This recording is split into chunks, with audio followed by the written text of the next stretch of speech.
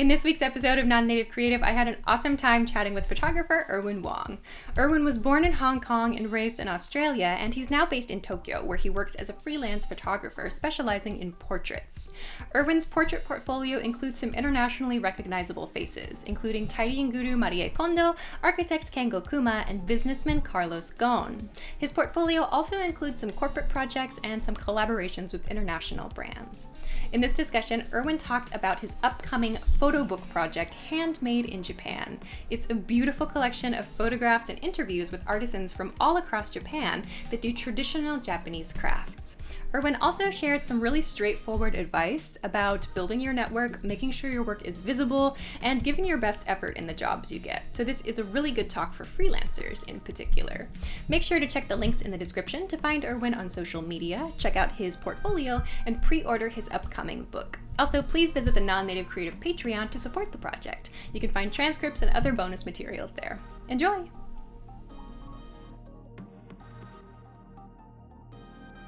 On this week's episode of Non-Native Creative, I am very excited to welcome photographer Irwin Wong to the show. Thank you so much for joining me this week. I'm super excited to discuss things with you. Thanks for having me. Yeah, we're both in Tokyo again for this episode of the show, but we are recording online for this episode. So I want to kick off this episode with the same question that I ask everybody at the beginning of these interviews, which is to please imagine yourself as a superhero. If you were a superhero and you had a moment or an experience in your life that you could think of as your origin story, the thing that kicked off everything for you, what might that be? And can you share about it? That's such an interesting question. Really makes you think. I think there are two points in my life that have made me kind of gravitate to the camera. The first one was just I was on a trip. It was a school trip, and one of my friends had a fancy camera. I guess that their parents had bought them, and we were just messing around, and I think she wanted me to take her photo in front of a statue, and it was like a nice SLR film camera back in the day. And so I just picked it up. It was like this, and it was like a nice, it was the shutter sound and the nice feeling of it that kind of made me go, ooh, this is different to any other point and shoot that my parents, ever used. And I was like, that's cool. Mm-hmm. I might like that. So I guess it was the tactile feeling of it at first that got me wanting a nice camera. Mm-hmm. And the second part of that story, the part where I was kind of inspired in a way to kind of take it more seriously, was when I first came to Japan.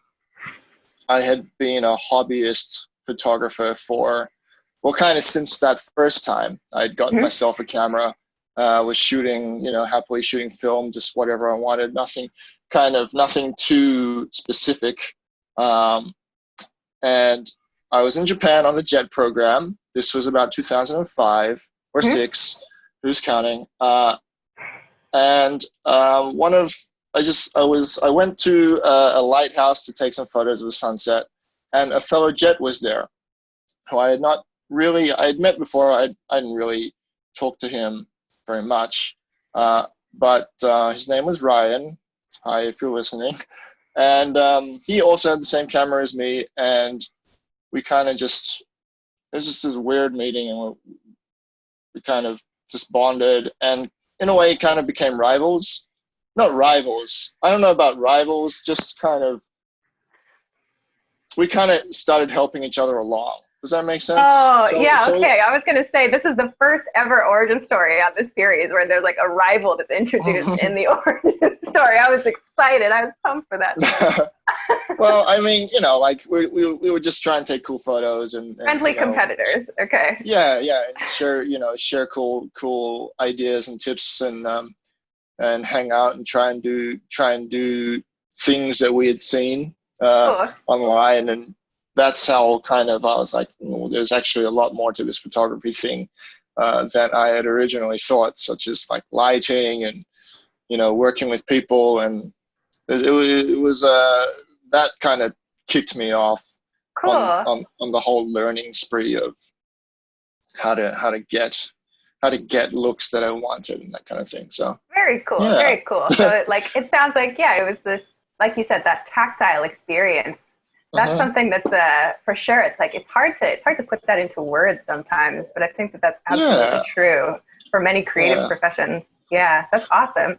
Also, just for listeners who may not be familiar with the JET program that you talked about, what is a JET? What does that mean? Okay, so JET, I think it's been so long, stands for Japan Exchange and Teaching Program. I don't know. Mm-hmm. But basically, it's a good program for if you want to come to Japan and live and teach, like you're just there in the classroom with a proper teacher and you help them with communication and language and in English Mm-hmm. for their English lessons. And you just kind of, they put you up in a little country town in Japan, and it's very comfortable. You get paid quite nicely for the amount of work you do, Mm-hmm. and yeah, it was the way I kind of landed here. It's Okay, it's what cool. it's what I did straight out of college, university. Gotcha. So, Um, where did you just kind of going back, just to give some further background? Where were you born, or what, or maybe if not the same place as the place you were living before you came to Japan? oh Where did yeah. you have you lived in other countries? Well, I'm Australian. I grew up there, but I was born in Hong Kong. Okay, So yeah. Hmm. cool, cool. Yeah. Okay, so how did you find the experience of moving to Japan as a jet coming from Australia? What was that like? Um, hmm. It was it was fine. I had actually lived in Japan for 2 months on a study kind of, what do you call them, like a language study course. So I came to Kanazawa in my second year of university, Uh and huh. I did a homestay there for 2 years, Okay. and that kind of was a great introduction to Japan because it was Hmm. such a cool place and cool experience. And it gave me language skills to kind of not be too overwhelmed when I first arrived. So Hmm. it was okay. Like I didn't feel uh, too out of my depth. Right, right. So you had like Yeah. a bit of language experience then when you came Mm. as a jet, and also some familiarity with Japan and how to kind of live. Yeah, Uh, yeah, yeah, yeah. cool. So what got you interested in Japan in the first place? Um, let's see. What's the easy answer? I guess you could say um, growing up in growing up in an Asian household. I don't know if that sounds well. I am Asian, but my brother from when we were living in Hong Kong had all these toys from yeah when we were growing up in Hong Kong, and they were all toys from Japan. So like Transformers, like robots, and that kind of thing. So we Hmm. played with those when I was a kid, and obviously that got me interested in all these robots like Gundam and that kind of Sure. stuff.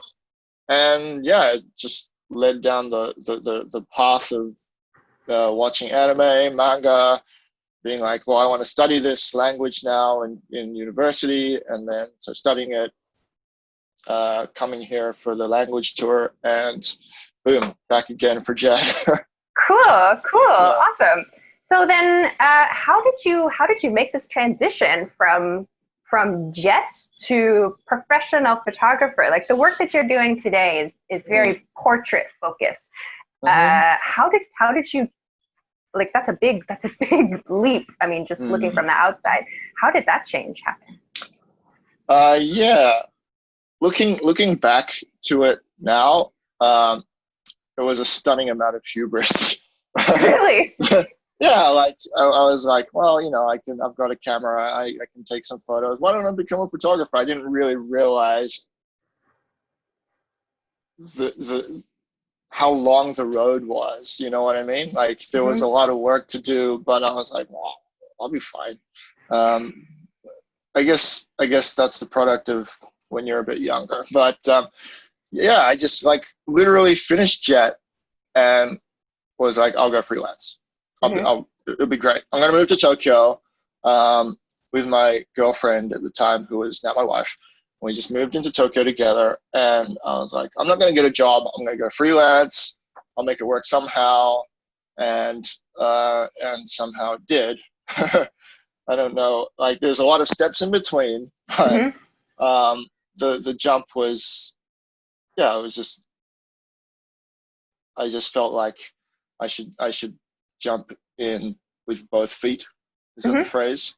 Yeah, You know what I mean? Yeah. Absolutely. Wow. So Yeah. at that time, were you doing lots of portrait photos, or were you kind of focusing on, you know, showing like lots of photographers, for example, even today, kind of do like the Tokyo Backstreets Instagram page, you know, that kind of thing. But your work focuses on people. Has it always been that way? I think so. Yeah. I mean, I like going out and taking photos of the streets and that kind of thing, but it feels a little like, I think I like a bit more direction in my photo shoot. I like to create something with someone. I don't know how to describe that feeling, where you put the lighting up and you have an idea of what you want the person to do or say, and you have the background, you know, nicely lined up, and then it feels like you're making something. And so that's kind of what I gravitated to. I like people. Like, I'm a severe introvert, but when I'm photographing people, that's kind of like a different switch for me. And so for the time I'm in front of a person photographing them, I'm almost like a different person. It's weird, but that's like, you know, like, yeah, it's like it's something I really like doing.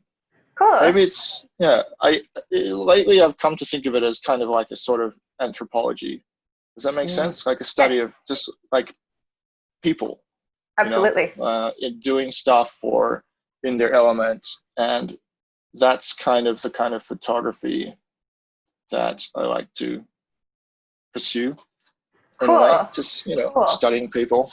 Because that's kind of what your photos are reflective of. Like, I remember seeing I feel like it was several years ago. I want to say like you had some like kind of collector themed photos or something like that. Like, I feel like I saw a person who had like a collection of games, like a collection of kimono. Like, you were photographing these people that were very, like you say, like kind of in their element. And I remember being so struck by those photos because it was, you have this interesting way of capturing people together with their objects, or, you know, together in kind of their zone. That's just somehow it looks very unique to me. And I was like, oh, that's actually like, that's a really cool idea, one. And also just like the way that you take the photos is really interesting. As a person who is not a photographer as well, I should say, like, and just kind of looks at the photo and goes, oh, I like that. I can't explain why always, but I just like something about this and it looks different to me. But that's kind of related to another one of the questions I wanted to ask you today, which is, how did you work on defining like your style, or like, how did you work on developing, like, you know, the way that you like to take photos? Like, I mean, there's so much information now out there on the internet, like, you know, how to frame a shot or how to edit your photos or whatever. How did you develop your own thing that you feel is, you know, your style? Yeah, going back to your point about how there's so much information out there right now, it is truly bananas. Like, you could spend hours trolling for inspiration on Instagram or whatever, but you won't really get anywhere because it's like too much, isn't it? You know, you're pulled in all these different directions at once.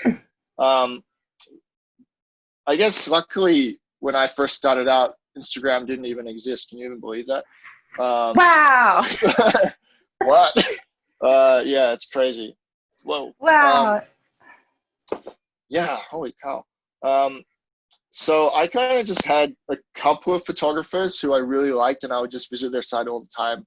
Kind of like, I know it sounds bad, but kind of just like stealing ideas and lighting.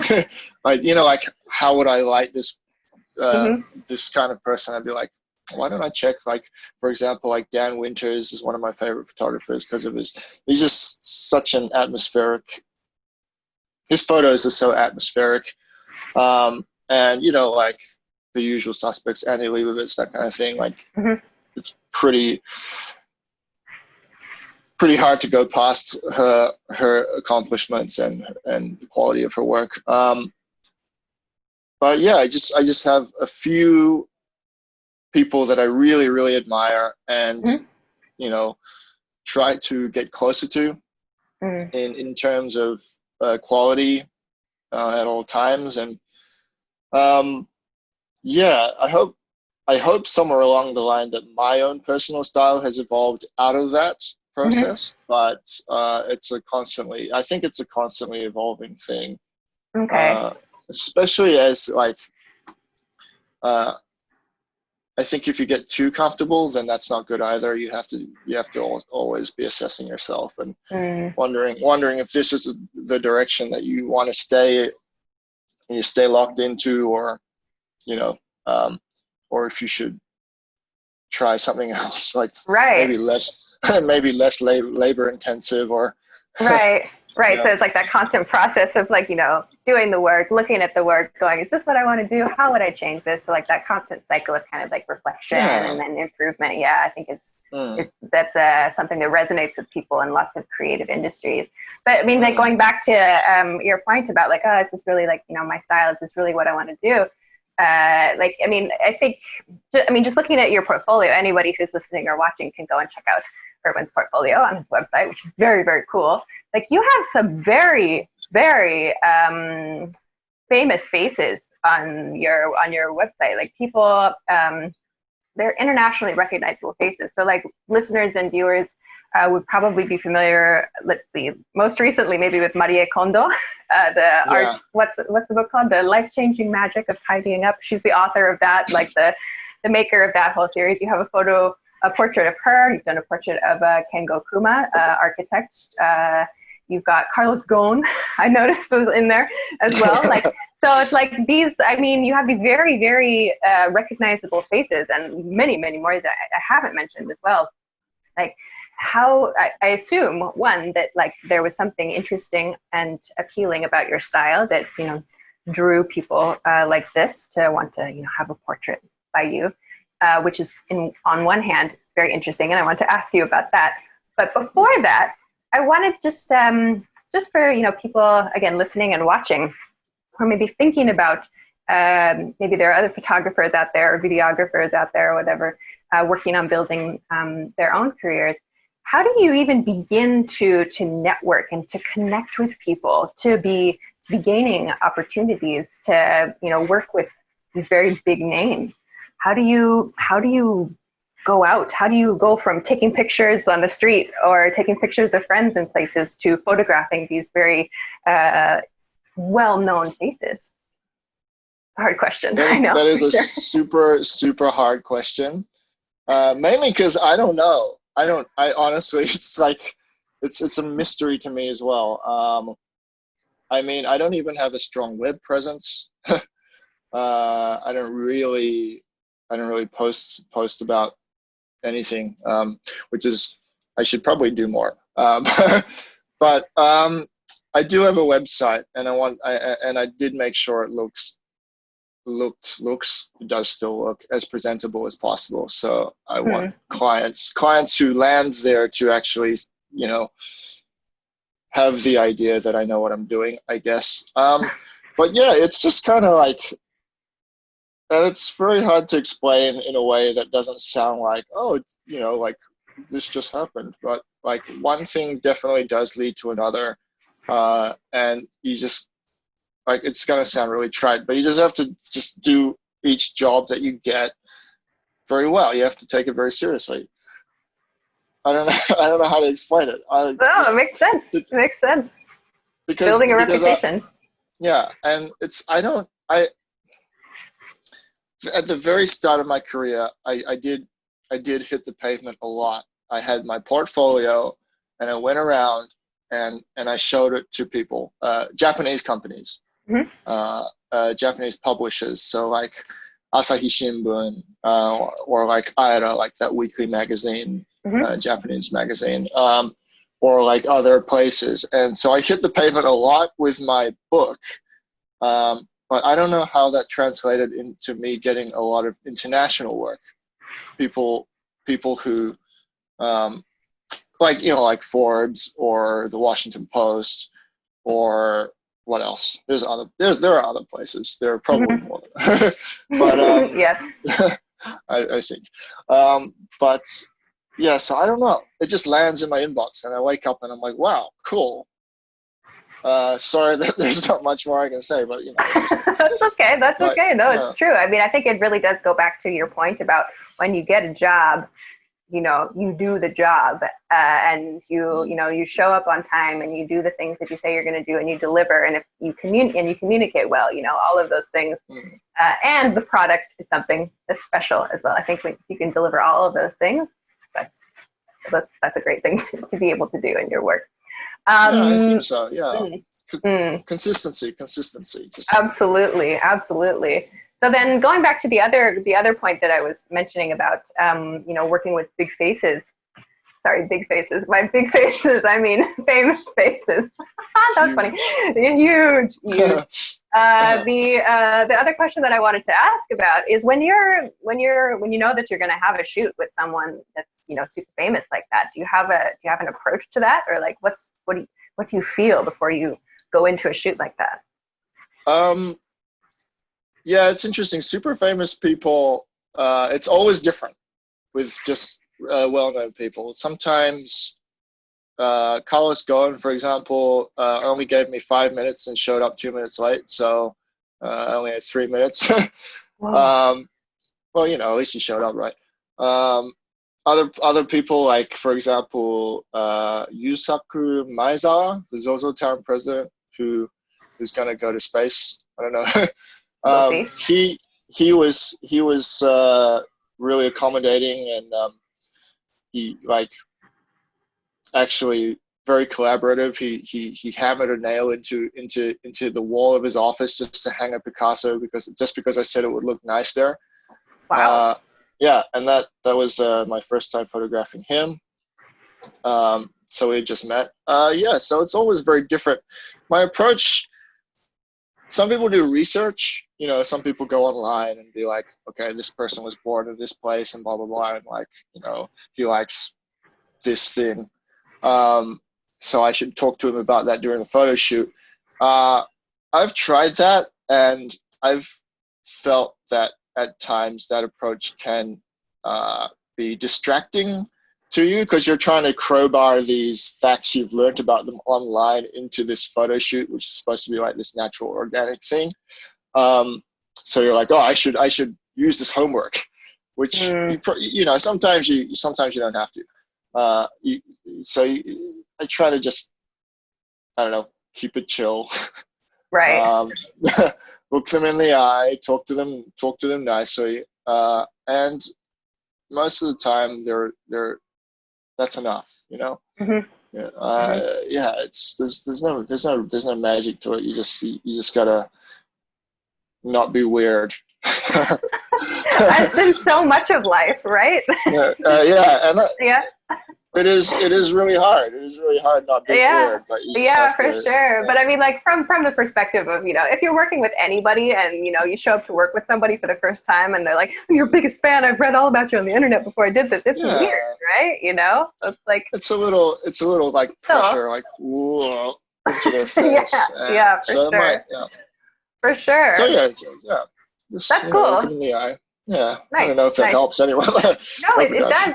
I think it does, because I think that there's a tendency, especially when you're first beginning, and I know that I was like this, and maybe to some extent still am. I'm sure I probably still am. But when I know that I'm gonna meet with somebody, or even doing interviews, of course I do. I look into the work of every person who I speak to for this series, because it's important to me to understand that person's work so I can ask good questions about it.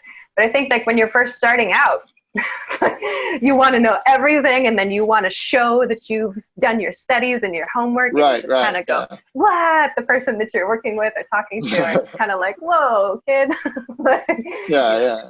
I say kid because that was the kind of person I was like when I was younger. Anyway, but I want to kind of transition from this portraits of like these very famous faces to talking about your upcoming project. Your very cool upcoming project features, again, portraits and also kind of like, I don't know if the right word would be like background photos. I'm sure you know the best word.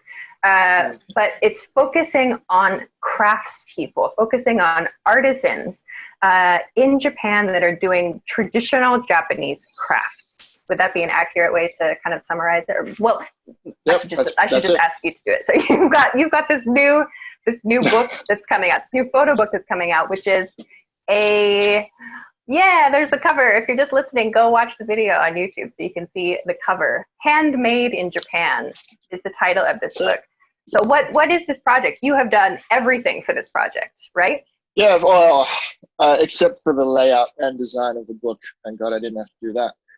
But yeah, this project basically is almost like a love letter to how cool I find these people. There's nothing. It's as simple as that. It features like 50 to 60 artisans in hardcover book. I guess to bring it back to the start, Japanese artisans, traditional craftspeople, are some of the most hardworking, diligent, and humble people I've ever met, and needless to say, supremely talented in what they are doing. Their businesses, oftentimes their business is like it runs in the family, and it's been going for hundreds, if not many hundreds of years. And it's kind of bananas. So these guys are just guys and girls are very very interesting. Just to start off with, they're easy to photograph. Low hanging fruit. But but they are very easy to photograph, and they're super nice. And finding them and interviewing them and photographing them has been a super positive experience in my life. And learning a lot about just working hard from them. Am I going on too much? No, not at all. I wanted to also make sure that everybody knows that you also did the writing for the book. Like, you interviewed them and you did all the writing in addition to all the photographs too. So it's not just your photo project, it's also your photo and writing project. So there's a huge amount of information there. And while I was looking through your website before this talk, and I mentioned this to you before we started this, actually, that there are samples. I don't know if there are examples of kind of chapters or artisans from the book that are on your blog that did not, for whatever reason, get included in the final book project. And the photos are beautiful. And the way that you've written things, it's like short and sweet, but the information is very succinct. There's no flowery writing. There's no as I feel like sometimes often actually happens in writing about Japan, there's none of the really kind of sometimes mysticism or Orientalism that appears in there. It's just, this is what this person does. Here's the reason that they're doing this thing. Here's the history behind it. And here's some information about this person's family or their background. And it matches so well with the pictures. And I was just reading through the blog. It's whoa, that's really cool. I had no idea about that. There's one on there about the kettles, making the traditional really, really heavy kettles. And how they pour what was molten iron inside the kettle, and sometimes it just explodes into flames in the face of the person who's making it. And you have photos of all of this, and it was this is the reason we pour this iron in, because it gives the water a certain flavor. It makes it delicious. And I was just oh my gosh, this is so cool. I want to buy one of those now. It was a really, really cool look into these tiny, tiny details of these epically from, like, it seems, difficult crafts that have just existed for hundreds of years. And it's not something I feel like that gets talked about so much, let alone like compiled like this. So I thought it was super, super cool. And like, it made me want to get a copy of the final book. And those were the ones that didn't make the cut. I was like, okay, I really want to check out the final book for sure. Definitely. I wanted to ask though, then, how did you even find the people that you wanted to talk to? How did you choose who to talk to for the series? Like, you go all over Japan, taking photos and doing interviews and things like that. What was the process like of deciding where to go and which crafts to focus on? It was a process, I'll tell you that. When I first developed an interest in these people, in these artisans, there wasn't even a book deal. So it was just me kind of looking online, trying to find people who are doing cool things, with cool workshops and that kind of thing. And I had some success with that, but a lot of artisans in Japan are more elderly. They're not tech savvy.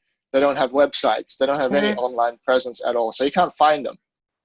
So there are some in the books that I would have never found by myself. So I had people introduce me to some. There's like an elderly boat builder who builds the boats, obviously, for cormorant fishers. In Gifu, he's like 88. He's like the only one of two left in Japan who can build them. Wow. Yeah, it's bananas. And so I was introduced to him by another craftsman who I'd photographed in Gifu at a previous time. So I got lucky in a lot of ways, and just sustained research as well, finding leads and just kind of following them to the end. Right. Yeah. So just maybe a little note here. Do you think that would have been possible if you didn't have Japanese skills? It would have been a lot harder. I actually, you know what? I don't think it would have been. I would have probably given up. Yeah, being able to look for them in Japanese on the internet, and being able to call them up on their phone and being like, "Hey, I'm this guy. I'm this photographer in Japan. Can I come and visit you and take photos of you?" Then that was what got me in front of a lot of artisans. Me calling up. I sent a bunch of emails and no one ever replied, or hardly anyone ever replied. And so having the language skills and the literacy to understand where they were, what they were doing, helped immeasurably, for sure. Yeah. Right. Cool. I think that's an important point to make. Just because we are kind of sort of getting to the end of our time together, I want to turn to a little bit more of a broader discussion then. In terms of just, someone who is, if we're thinking about someone who is starting out in their creative world or the creative project, or they're thinking of going to another country to start something new and interesting.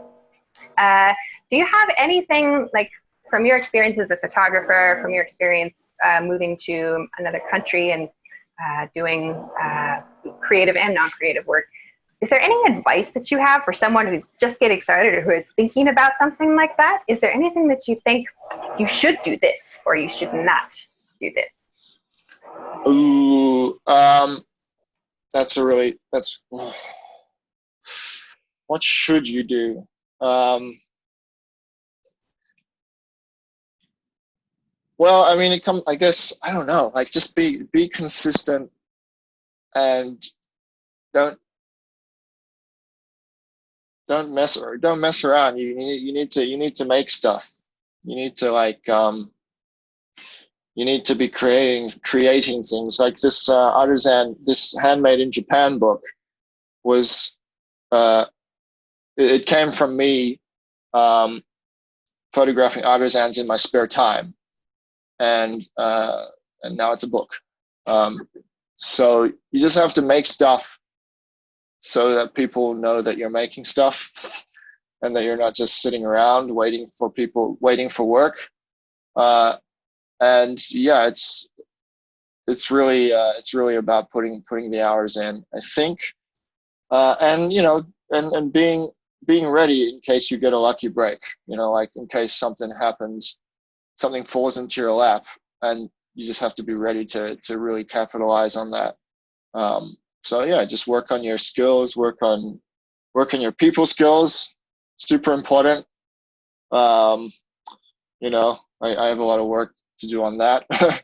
And just work on yourself. Sure. I think that's also a really important point that not a lot of people talk about. Like, of course, working on building your skills, absolutely, and being visible with your work and doing that, but also taking time to, think about yourself too. Yeah, keeping the process of self-development going as well is key.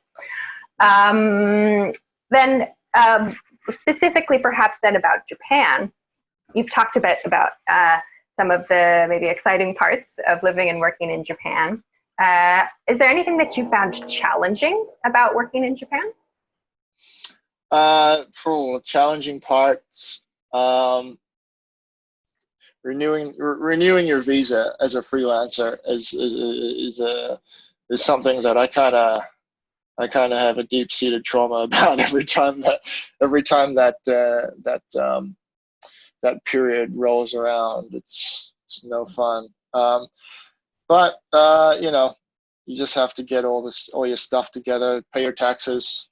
All the fun adult stuff. Yeah. All your documents and everything, and it's okay. But yeah, that's a kind of a bureaucratic challenge. Any as far as anything else goes, challenging thing about being in Japan, I don't know. It's like such a convenient place. Everything's where it should be most of the time.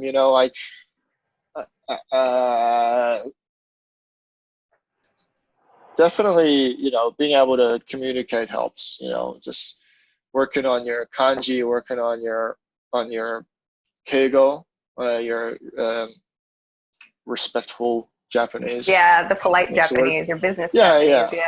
Yeah. So sure. just so people know that you're not messing around, and you're really there for the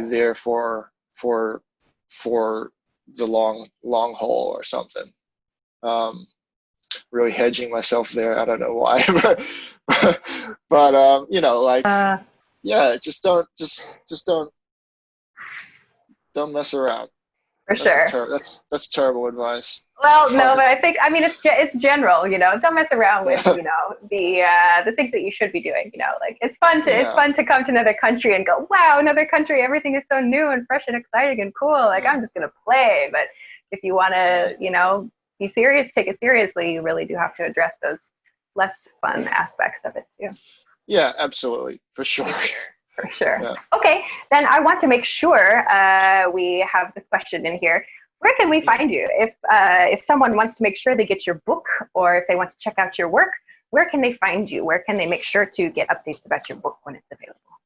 Okay, I'm on Instagram. My handle is Irwin Wong Photo, I think. Let me just check that. Shows you how much I'm on there. Yes, it is Irwin Wong Photo. Okay. We can throw some text up or something. Yeah, I'll put whatever you tell me now or later. I'll put links to it in the description. So anyone listening or watching, please make sure to check the links in the description on the podcast version or the video version to get all of this stuff. So Instagram for sure. Twitter. Twitter. I'm kind of a lurker. I just keep tabs on people I want to photograph there.